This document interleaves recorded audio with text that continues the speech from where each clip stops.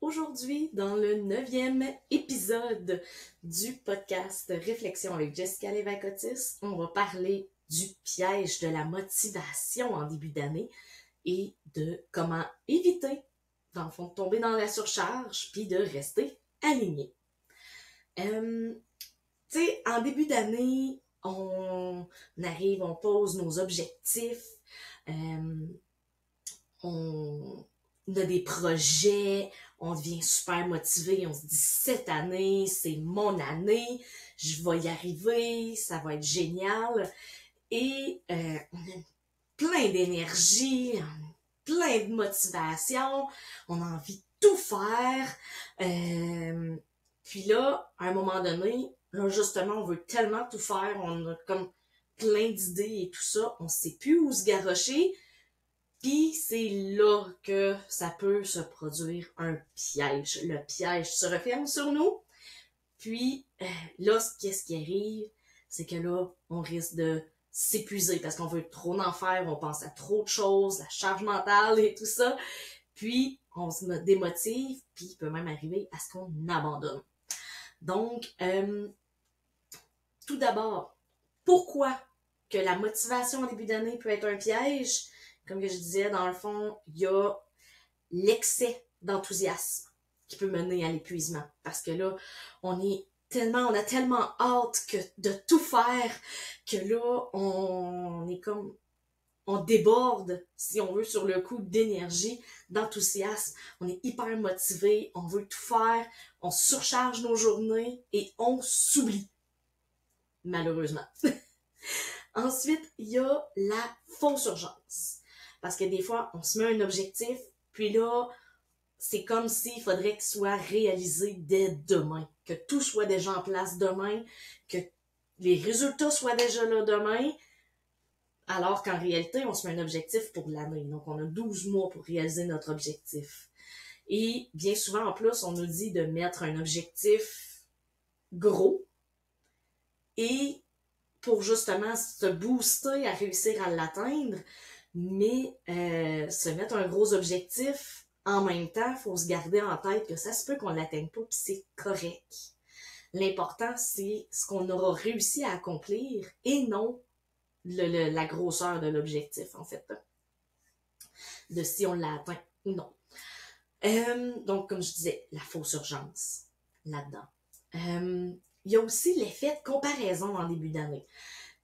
Certains, moi j'ai fait mes bilans et objectifs de l'année en fin décembre et j'ai partagé ça avec ma communauté fin décembre, point de vue c'était quoi mon bilan 2024, puis ensuite c'était quoi mes objectifs, ma vision pour 2024, 2025, qu'est-ce que je voyais qui allait s'en venir, mais on voit encore passer, là, au moment que j'enregistre, il est le 14 janvier, on voit encore passer des bilans, des objectifs, des résolutions. C'est encore là.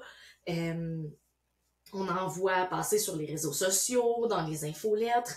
Et ça peut nous pousser à nous comparer. Et cette comparaison-là, eh bien là, des fois on peut se dire, hey, mais là, tu sais, je me suis peut-être pas mis un objectif assez gros, ou mais regarde, elle, tu sais, ça a donc bien l'air d'avoir bien été son année 2024, puis moi, ça a pas super bien été. Parce qu'en même temps, dépendamment qui on suit, d'où viennent les infolettes, certains vont montrer juste le tout beau et ne montreront pas soit la tonne d'efforts qu'ils ont fait, soit la grande équipe derrière eux qui les soutiennent pour les aider à atteindre ces objectifs-là, ou plein de détails souvent qui sont omis au travers de tout ça. Donc, faut vraiment ne pas oublier tout ça, de faire attention à la comparaison. Que si, justement, t'es poussé à comparer, c'est peut-être mieux de passer outre les bilans et les objectifs des autres. Juste se focusser sur soi. Mais c'est justement, c'est qu'en début d'année, tout le monde est ultra motivé, tout le monde veut montrer à quel point il est ultra motivé, puis ça peut devenir un gros piège. Ensuite, Un petit signe que tu es peut-être en train de te surcharger. En fait, plusieurs signes que tu es peut-être en train de te surcharger dès le départ. Premièrement, regarde ton agenda. Est-ce que ton agenda déborde? Est-ce que tes journées sont méga remplies, tu t'es mis du stock à grandeur, puis que dans tout cet agenda-là, il n'y a pas de place pour toi? Est-ce qu'il y a de la place dans ton agenda pour toi? Du temps pour toi, du temps pour ta famille.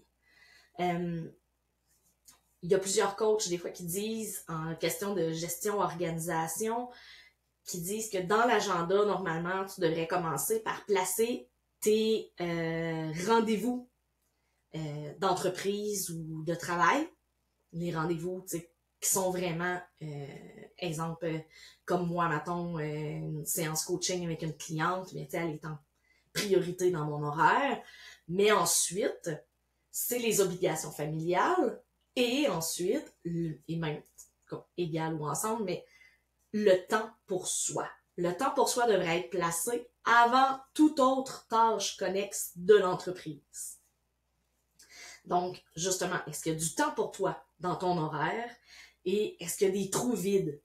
Parce que des imprévus, il y en a tout le temps. Malheureusement, il y a toujours des imprévus. Donc, si tu veux éviter de te retrouver avec des méga retards et tout ça, c'est vraiment prévoir des trous dans ton horaire. Ensuite, en ce moment, comment tu te sens? Est-ce que tu te sens stressé ou que tu te sens déjà fatigué? Comment tu te ressens en ce moment? Quand tu te lèves le matin, ça va comment? Ou au milieu de la journée, tu sais, tout ça. Ou est-ce que quand tu vois ta liste de choses à faire, t'es méga stressé? Tout ça, c'est un signe que tu es en train de te surcharger. Ou est-ce que tu procrastines ou que tu t'auto-sabotes, qui est un peu ensemble? Exemple, même moi-même, avec cet épisode de podcast qui était prêt à tourner depuis presque une semaine et que j'ai poussé jusqu'au dernier moment avant de l'enregistrer. Et oui, même moi, je m'auto-sabote. C'est pas parce que je suis coach business que je ne peux pas m'auto-saboter moi-même. En réalité, tout le monde s'auto-sabote. Déjà, là, on va aller mettre ça au clair. Tout le monde s'auto-sabote. À un moment ou à un autre. Même les plus grands entrepreneurs, les grands gestionnaires de grandes entreprises, à un moment ou à un autre, ils s'auto-sabotent. La question est de savoir, as-tu les outils en place pour t'aider à, de un, détecter dès que tu t'auto-sabotes, dès que tu commences à rentrer dans l'auto-sabotage, et de deux, pour te sortir rapidement de l'auto-sabotage. Parce que chaque personne, selon si tu as les outils en place ou non, tu peux t'auto-saboter 5 minutes, comme tu peux t'auto-saboter pendant des mois. Donc, c'est de voir ta situation. Est-ce que tu as des outils en place pour ne pas t'auto-saboter? D'ailleurs, petite parenthèse, et en même temps, là, je vais te donner des trucs pour rester aligné tout au long de l'année, essayer d'éviter de contourner, essayer de contourner là, cette surcharge-là qui tombe, de tomber dans le piège, parce que on tombe pas mal toutes dans le piège, là, malheureusement. Mais c'est de se sortir rapidement du piège. J'ai mon outil gratuit, ton auto-saboteur, qui est sorti il y a une semaine. C'est 30 astuces pour t'aider avec l'auto-sabotage, la procrastination. Qu'il y a dedans, dans le fond, il y a un lien avec la confiance en soi, parce que l'auto-sabotage, ça comprend beaucoup de choses, qui est confiance en soi, gestion et organisation, développement personnel, plein de choses. Donc, 30 astuces et exercices à faire pour t'aider à te sortir de cet auto-sabotage-là, qui est gratuit, comme que je vais mettre le lien dans la description pour t'inscrire, pour aller le télécharger. C'est un Notion, que dans le fond, tu as les 30 outils, tu as même certains exercices qui vont se mettre dans un espace rappel spécialement pour que tu puisses accéder rapidement à ces éléments-là. Comme exemple, d'avoir un mantra comme je mérite le succès et je fais tout pour l'atteindre. Exemple. Donc, si tu déciderais que ça, c'est ton mantra, mais dans la page d'exercice, il y a un encadré spécial où tu l'écris, puis ça s'en va dans une zone rappel aussi qui te permet d'aller rechercher rapidement tes différents éléments. Puis il y a aussi un journal quotidien, journal du matin, journal du soir, qui te permet de te poser des questions pertinentes pour commencer ta journée. C'est quoi ton intention du jour et tout ça, t'aider à avoir une meilleure clarté le matin pour faire ta journée. Et le soir, celui du soir, c'est vraiment pour voir qu'est-ce que tu as fait dans ta journée, mettre de la gratitude sur ce que tu as réussi à accomplir, voir le positif, et ramener la joie, dans le fond, dans ta journée et tout ça. Donc, grosso modo, ça. Puis aussi un autre espace où il y a des exercices en lien avec les 30 astuces, que ça, c'est des exercices ponctuels, comme se vider la tête régulièrement, même si techniquement, il y en a là aussi dans le journal du matin, se vider la tête avant de commencer, mais plein d'autres exercices comme ça. Donc, extrêmement complet. Donc, comme c'est tous des petits rituels à faire pour rester aligné tout au long de l'année. Une chose qui est bien, c'est de faire un petit check-up envers les objectifs, voir qu'est-ce que tu as accompli dans le mois ou même la semaine.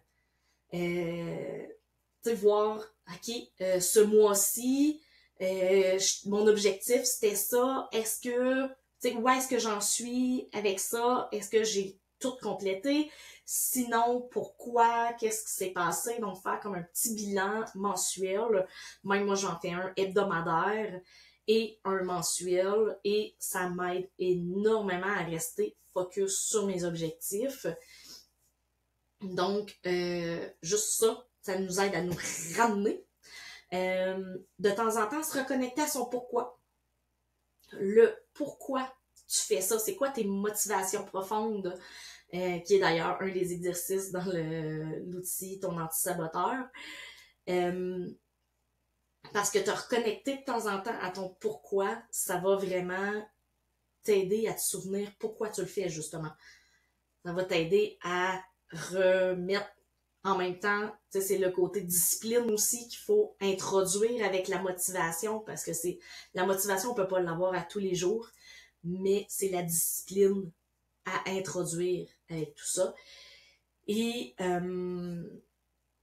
aussi, pour le côté un peu énergétique, parce que je suis coach énergétique, il y a des, comme moi j'ai créé, des mini-activations énergétiques qui aident vraiment, ça c'est dans Espace Maé, qui en a d'ailleurs une gratuite avec l'anti-saboteur, qui est une des astuces. Mais les mini-activations énergétiques, c'est des vidéos de 5 minutes à faire pour s'aider à se libérer de blocage interne qui va nous faire un peu comme un engrenage.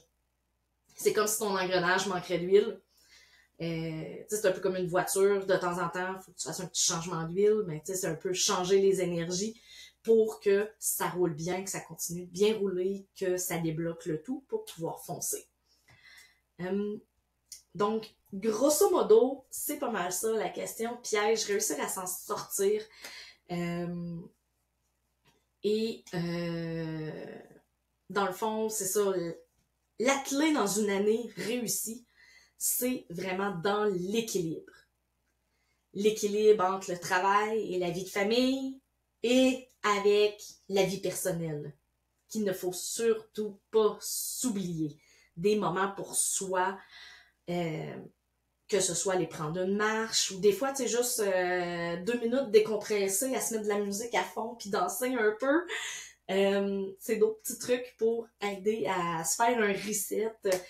Ou si à un moment donné, tu as comme mal à la tête quand tu travailles, tu sais, moi, des fois, je fais ça, je me prends une pause pour colorier parce que ça m'aide à enlever le mal de tête, le brouillard de ma tête, ce qui fait que après ça, je suis beaucoup plus efficace.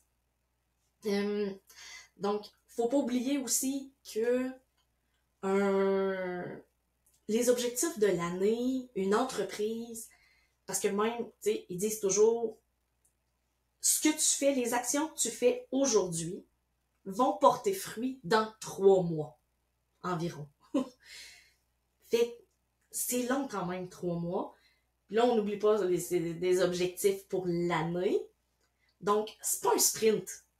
On n'est pas à une course de sprint, là, que t'as 100 mètres à faire à peine, puis que c'est go, go, go, puis c'est pas grave si t'es essoufflé rendu à la fin de ta course. Non, là, on est dans un marathon qui dure 12 mois. Donc, c'est important de ralentir, parce que si tu vas trop vite au début, ben malheureusement, tu vas t'essouffler, tu n'auras pas l'énergie pour finir ton marathon. Faut surtout, chaque personne est différente et c'est important de se respecter là-dedans. Une personne peut être à l'aise avec un horaire de 80 heures semaine, tout comme une autre personne va être plutôt à l'aise avec un horaire de 20 heures semaine. La différence entre les deux, c'est pas qu'il y en a une qui est nécessairement plus efficace ou qu'il y en a une qui est plus travaillante ou quoi que ce soit. C'est une question que chaque personne est différente au niveau de ses énergies. Puis que faut juste se respecter dans ses énergies. La personne qui se limite à 20 heures, c'est juste qu'elle écoute ses énergies, c'est qu'elle sait que c'est ça son énergie qui est disponible et qu'elle évite de s'épuiser. Je dis pas que la personne qui fait 80 heures, elle va nécessairement s'épuiser, mais c'est peut-être juste qu'elle a l'énergie, elle est capable de se générer cette énergie-là, mais certainement que cette personne-là, pour ne pas s'épuiser et s'essouffler, elle prend des pauses pour elle-même, pour se revigorer, s'énergiser. Donc, c'est vraiment important de se recentrer sur soi, ne pas se comparer aux autres et de s'écouter, écouter son corps. Que c'est correct de ralentir de temps en temps. Parce que c'est pas un marathon. C'est pas une course, c'est pas une sprint, c'est un marathon. Maintenant, cet épisode de podcast-là, il est disponible aussi en version article de blog. Que, dans le fond, je l'ai rédigé avant. Mon épisode il est basé sur cet article-là. C'est sûr qu'il y a des choses que je dis qui est pas du tout la même affaire. Donc, tu vas pouvoir voir un peu la différence si tu veux lire ou bien si t'es dans l'auto. Moi, j'écoute mes podcasts dans l'auto. Donc, s'il y a des choses que tu dis, hey, tu sais, c'est quoi donc déjà les astuces qu'elle a mentionnées? La majorité sont mentionnées dans l'article, donc tu vas pouvoir aller voir. Si tu as envie d'aller plus loin, dans le fond, j'ai une activation énergétique que j'ai lancée au début du mois qui est, ça s'appelle Alignement 25, 2025 plutôt. Et l'objectif justement de Alignement 2025, c'est de s'aider à se libérer de ces blocages internes pour rester aligné au courant de l'année. Elle est seulement 45$ pour cette activation-là, qui est d'une vingtaine de minutes. 25, je crois, 20-25 dans ces environs-là. Mais cette activation-là, dans le fond, c'est que tu peux la refaire plus tard au courant de l'année. C'est pas juste pour le début de l'année, mais c'est pour s'aider à se motiver, reprendre confiance en soi, avoir confiance à ce qu'on est capable de réussir et à foncer vers nos objectifs, obtenir de la clarté sur nos priorités. Et tout ça, c'est vraiment, ça débloque au niveau des énergies, ça aide vraiment à foncer. Puis, si t'es pas sûr sur les questions énergétiques, comme que je disais, dans le anti-saboteur, il y a une mini-activation énergétique qui est d'environ 5 minutes, qui peut te permettre d'essayer gratuitement c'est quoi l'effet que ça fait de faire cette activation-là. Donc, et dis-toi que l'effet de ce 5 minutes-là, bien, avec Alignement 2025, c'est 4-5 fois plus puissant. Donc, voilà, c'est tout. Donc, je te souhaite une belle journée. J'espère que tu as apprécié cet épisode. Bye!